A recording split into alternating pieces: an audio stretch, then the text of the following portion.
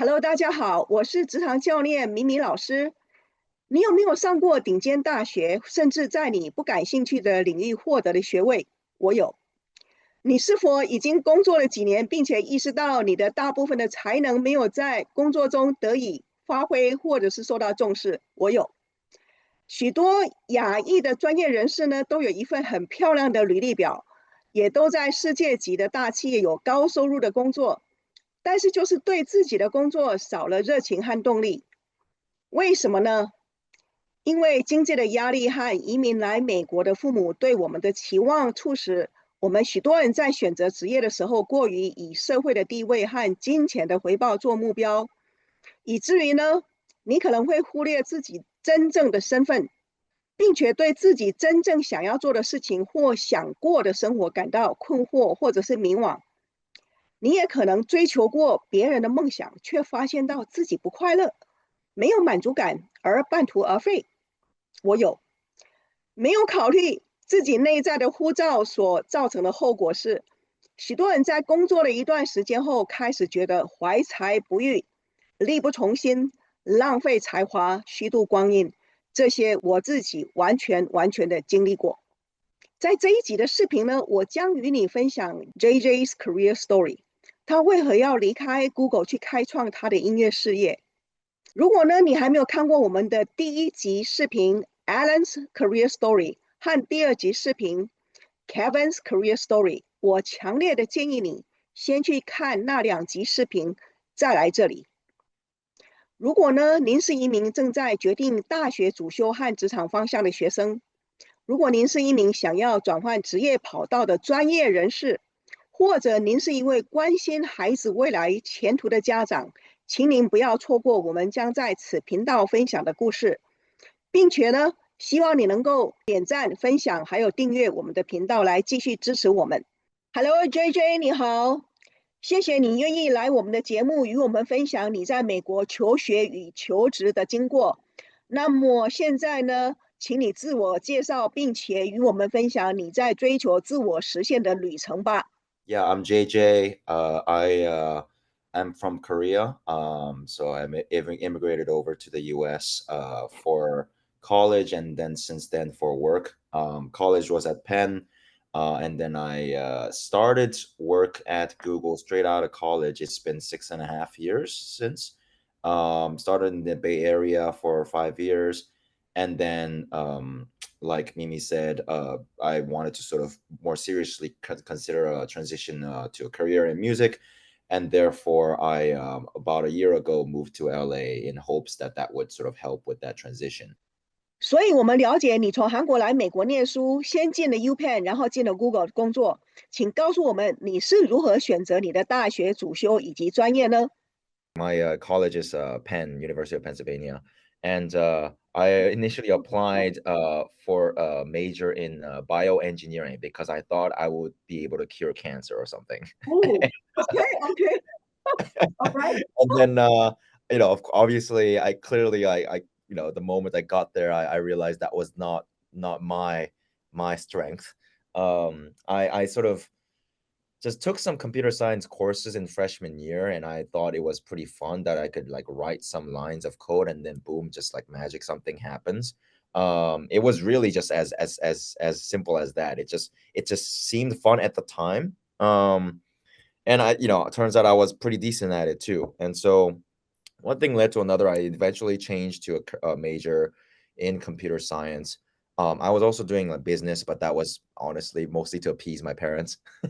uh, and yeah, basically, I did a lot of courses in computer science. Um, I was pretty intense in college. I ended up taking a lot more courses than I had to the point where I ended up just also pursuing a master's while I was there in computer science. 哇哦，JJ，你在短短的4年之内，在 UPenn 修了3个学位：电脑学士、商业学士，还有电脑硕士。那你毕业后拿到了许多大公司的聘请，请你告诉我们，你当初是如何进入 Google，还有呢，你为什么选择 Google 呢？ I think to sort of share that, I have to first also describe what got me to where I am right now, which is tech.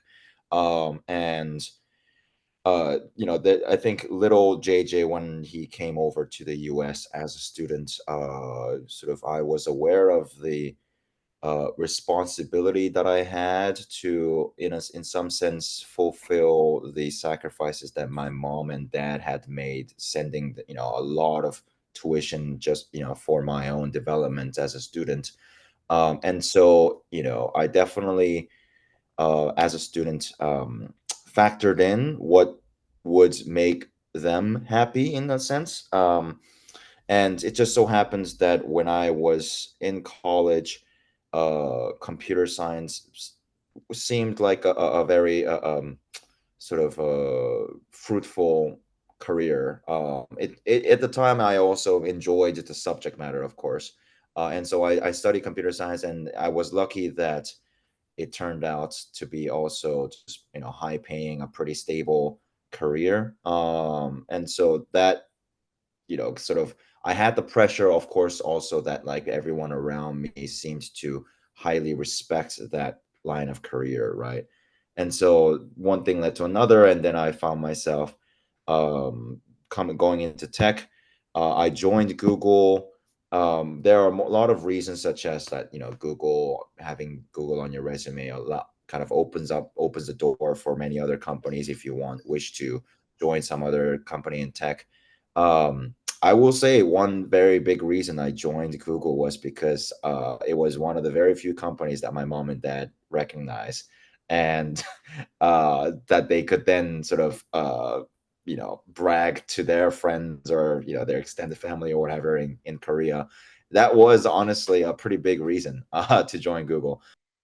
JJ，你投资了许多时间、金钱和精力去得到 UPenn 的电脑学位，而且在一个高薪、令人尊敬、羡慕的公司 Google 工作，而你却决定放弃这一切去追求你真正的热情——音乐，为什么呢？The number one thing is, of course, that you have to, or at least the way I put, I think it's, I want to do something that I am having fun doing, and uh, I think that is very important. Now, some people just pursue their job with the perspective of the job is simply a means to provide money or stability to do something that they have fun, and I think that's perfectly fine. I just think that something that gets a lot of my attention and energy, I should have fun. And just looking back, through my sort of college experience in the US, Canada, high school, I did like musical theater, choir, a cappella, glee club, even going all the way back to when I lived in Vietnam with my parents. I would, you would see they recorded clips of me just like singing and dancing in the karaoke and that kind of stuff. Um, and I realized, especially during COVID, during my self-reflection, that I always really, really enjoyed performing. Really, really enjoyed music. It's just been a big part of me. Sort of made me feel a certain way. Just the power of music has been really great. And so I think, up until fairly recently, I was sort of living under the sort of guidance of that what our parents may have sort of encouraged us to do, or what my other peers uh do, which is sort of the stable track, software engineering. That's sort of like the cool thing to do. um and it also has a sort of a well established path. You can sort of take a lot of these like courses to kind of prime you to eventually land a job in somewhere like Google. I think I just kind of did that blindly because I thought that was the thing, that was what I was supposed to do. And then, especially during COVID, when I reflected on it, I'm like, okay, my heart is not really in software engineering, unlike Alan over here. And I think that's when I realized, okay, either I try out something that I am passionate about. And I may fail, but either I try that or I just sort of keep going this established path, in my opinion, a pretty predictable one. Um, just not, my heart might not be in there, but just, yeah. So basically, like, I had these two alternatives, and I felt like I would be doing a disservice to myself if I didn't try out the music path. JJ，我实在很佩服你的勇气。我相信许多在观看你的故事的观众也都跟我一样很佩服你的勇气。那同时呢，也许也有人认为你不切实际，更有许多在观看的父母亲们想要知道你在追求音乐梦的这个途中呢，你要如何养活你自己。I am lucky to have parents that support me in their own way. So what mean by that is I actually have shared with them that, hey, look, I'm gonna try to pursue a career in music, and that's why I'm moving to LA. They say go at it, right? They say go at it. My mom even, sorry, I have no way to turn this off right now. My bad. But they say my mom even went as far as to say, like, hey, JJ, like, these Google stocks that you have as part of your compensation, consider it like as if you don't have it. Like, what she means by that is that you can use all of that up for your music career. uh because but the big thing though, now, okay, one caveat, they have instructed me, however, to not share this with any of my extended family. And so as far, as far as my extended family is concerned, I will always be a software engineer. uh, and if I do somehow make it big in music, then my mom and dad will tell me, hey, JJ became the sensation overnight. That's that's the version. That's the caveat. Yeah, yeah, yeah. Yeah, and but the important thing though that I think might be relevant to other folks is that um, they trust me because I have proven to them that I am trustworthy. Now, not every parent's gonna be as trusting, but I have shown them that I am resilient. I can. Once I put my mind into something, I will get it done no matter what it takes, kind of thing. And so, like, they're obviously very proud that I'm in Google. Um, and there are other sort of accomplishments I've made over the years that really just seem to have convinced my mom and dad that JJ can kind of make anything happen from nothing. And so even if in the worst case scenario where I literally go broke from pursuing music, they have this trust that I can still, like, come back up.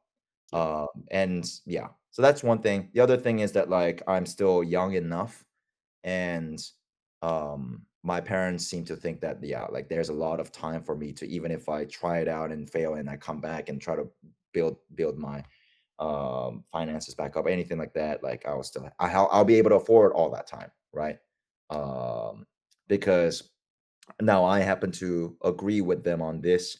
Once I start a family, say, I think it's you can still pursue your passion, but, like, maybe to a lesser degree, because you start having other mouths to feed and it's not just about you anymore. uh, and so, yeah, so in other words, like, my parents and they're cool with me, settling and having a family in my mid late 30s and what have you. And so that gives me the time to try out things as well. 所以你的父母亲是很支持你的，因为你一直是一个非常杰出、负责任的儿子，你赢得了他们的信任。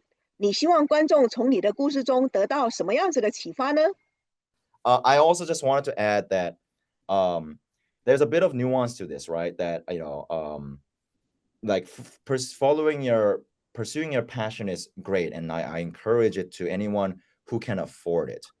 And what I mean by that is, some people, um, especially those, I think, who immigrate over here to the US, I think they're most susceptible to this. Sometimes it's more about the survival, and sort of building that stability. Maybe I'm saying this because I happen to also be an immigrant here, so I feel like I'm a bit of a Gen 0.5 in that sense. I do sympathize with the notion that, like, stability is important, and following your passion for those people can be considered a luxury, right? So I think that's another thing to keep in mind. That what perhaps the perspective that I have is calculated risks, right? So I sympathize with the risk aversion that some folks have, but because of that sympathy, I will make calculated decisions. So in my case, if I'm preparing to, be zero income for the next few years, right? I've already told you about the safety net, so that's something I've already set up.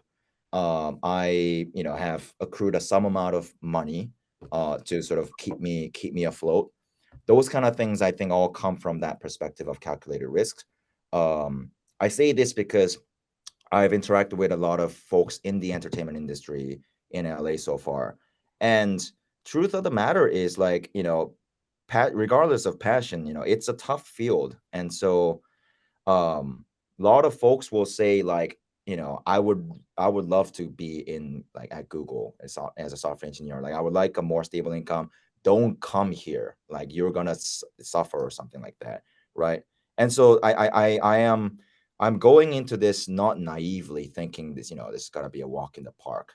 And I think that's something that people should also keep in mind, that as much as you can do, if you can create an environment where you can pursue your passion safely, that's the best thing.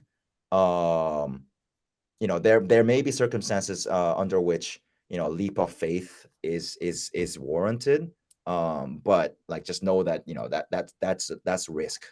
There's a risk involved in pursuing your passion as well. So it's a matter of, like, how comfortable can you become with that risk. JJ，谢谢你的肺腑之言，更谢谢你愿意与我们分享你的故事。我相信大家都被你的故事启发了。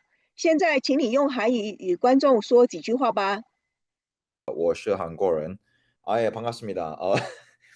이 영상을 보게 되시면은 이제 제가 뭘 하고 있을지는 모르겠는데, 일단 반갑고요. 제가 뭐 말 한마디만 하자면, 꿈을 쫓는 게 좋은 것 같아요. 꿈을 쫓으세요. 왜냐면은 그냥 막 돈을 많이 버는 뭐 직업을 가져도 막 즐기질 않으면은 인생 평생 해야 되는 건데, 이제 좀 삶이 무의미하잖아요. 예. 꿈을 쫓는 게 좋은데, 꿈을 쫓되 이제 좀 위험성을 감안을 해서 좀 똑똑히 쫓는 거를 권유합니다. 예. 이제 뭐 돈이든 시간이든 다 중요한 요소들이니까 다 감안을 해서, 만약에 꿈을 쫓고 싶으면은 그 꿈을 이제 좀 어떻게 쫓을지를 좀 미리 생각을 해서 미리 좀 준비를 해서 쫓으면 좋을 것 같아요. 예. I basically said, first off, hi. Whenever, by the time you see this video, I don't know what I will be doing, but nice to see you. And then like, chase after your dreams. Like, life would be meaningless if you were to just follow what pays well or something, but you don't enjoy it. So do follow your dreams, but also just be mindful of, like, any risks. Be mindful of that. Risk is involved. If you're gonna take risks, be smart about it. To the extent that you can, prepare as much as you can, if you want to truly go after your dreams. 看了 JJ 的故事，您被他的故事启发了吗？您是不是也在一个高薪稳定的工作，梦想着有一天能够去开创您真正有热情的事业，但是一直没有勇气去迈出第一步呢？请您在下面留言与我们分享您的梦想。那么我们来分析一下 JJ 的故事，为什么他要离开 Google 去开创他的音乐事业？他有什么筹码敢这么大胆？首先呢，像许多亚裔杰出的青年才俊，JJ 从小就是父母的骄傲。为了不辜负父母花那么多钱把他从南韩送到美国 UPenn 来念书，他在4年之内完成了电脑学士、商业学士、电脑硕士3个学位。他得到了许多闻名世界的大公司的聘请。他接受谷歌软体工程师的职位，因为他知道他的父母会引以为荣。但是呢，他在 Google 工作了6、7年以后，尽管这是一个高薪而且令人尊敬羡慕的工作，他知道自己的心不在那里，他知道自己的热情不在软体工程，而在音乐。所以呢，经过了 COVID 隔离期间的自我觉察，他终于下定决心告诉他的父母，并且从 Silicon Valley 搬到洛杉矶来寻找创作音乐的平台还有机会。那么很多人可能会问，同样是 Google 的软体工程师，为什么他的同事 Alan 是如鱼得水，而 JJ 呢却一直觉得心不在此呢？看到这里，如果您还没有看我们的第1集视频 Alan's Career Story， 我强烈的建议您先去看 Alan's Career Story， 再来这里。当然，职业的考量有许多的因素，但是从职业发展的角度，人与人之间不同的3大基石是性格、兴趣以及能力。这3大基石决定了一个人在什么领域会找到自己真正的核心优势还有利益。Yes， 您没有听错，利益就是赚钱。您想要找到您的核心，就一定要先搞懂您的性格、兴趣以及能力。那么我们现在先讨论 personality 性格，这是大家常常听到的一个名词。MBTI 是最常被应用的性格测试工具，但是大部分的人都不知道 MBTI 的测试呢常常不正确，尤其是如果您用网络上的免费测试，而且没有专业的辅导。另外呢，要了解您的性格personality， 您需要先了解您的气质 temperament。在 Dr. David Kersey 所研究的气质理论 ，Alan 的气质是理性主义者 ，rational。我们用 NT 来做这个 rational 的这个code， 这个 NT 当然是从他的 MBTI 的 code 里头截取出来的。JJ 的气质是理想主义者 idealist， 他的 code 是 NF。我们在这里先做一个他们气质 temperament 的基本对比。Alan 呢，他是理性主义者 rational，NT。他们这种人呢，取向以理论为主，他们总是在寻找途径去理解宇宙万事万物的事物运作的原理。他们相信逻辑还有理由，他们有怀疑的精神，而且很注重精确性。他们专注于能够实现长远目标，能够带来进步的策略还有设计。这里所说的设计呢，不是指艺术的设计，更多是指 science, technology and engineering 方面的设计，就是高科技科学高科技的设计譬如说机器啦，譬如说这个建筑啦，这种样子的设计。另外呢，他们要求办事情的能力还有深入的知识，他们喜欢解决复杂的系统问题，他们很能够掌握知识以及很有能力。他们总是要求要合乎逻辑，他们抱持着怀疑的态度，他们非常善于分析，而且他们很好奇，他们也善于创新发明还有策略，他们非常能够设计还有执行，他们总是在问为什么。所以呢，如果你们家有一个小孩，他是属于这种理性主义者的话呢，这种孩子常常会把父母亲给考倒。如果你们班上有一个这样子的学生，这种学生通常会把老师给问倒。他们是思想家、科学家的摇篮。大多数这类型的人喜欢物理、研究、管理、电脑、法律、金融、工程、经济等高理论性或者是高科技型的工作。我们现在来看一下古今中外这种理性主义者的一些例子。好，那么现在我们来看一下 JJ 理想主义者的特征还有属性。他们总是在寻找独一无二的特征还有意义。他们非常珍惜而且懂得考虑对方还有有意义的人际关系。他们通常很有热忱，希望能够使世界变得更美好。他们专注于发展别人的潜能，寻找生活的目标，还有化解分歧。他们相信他们本身的直觉还有想象力，他们喜欢做到保持真我，他们很注重含义还有意义 （meaning and meaningful）。他们注重人的潜力和增长，希望能够帮助人发挥他们的潜力，而且能够 grow， 能够增长。他们很能够同情情，而且非常有外交的才华。他们注重一个人的特性还有真实性 （uniqueness and authenticity）。他们很能够鼓舞人心，也能够怀抱着理想，而且希望能够团结大家。约有一半的人在教育界、文学界、宗教界、咨询界以及心理学、文学、美术和音乐等行业。我们现在来看一下古今中外这种理想主义者的一些例子。所以看到这里，您猜对了，米米老师呢就是属于这种理想型的人物。好，那你们看到了他们两个人气质不同的地方吗？那现在我们用 MBTI 来比较一下适合他们两个人的职业。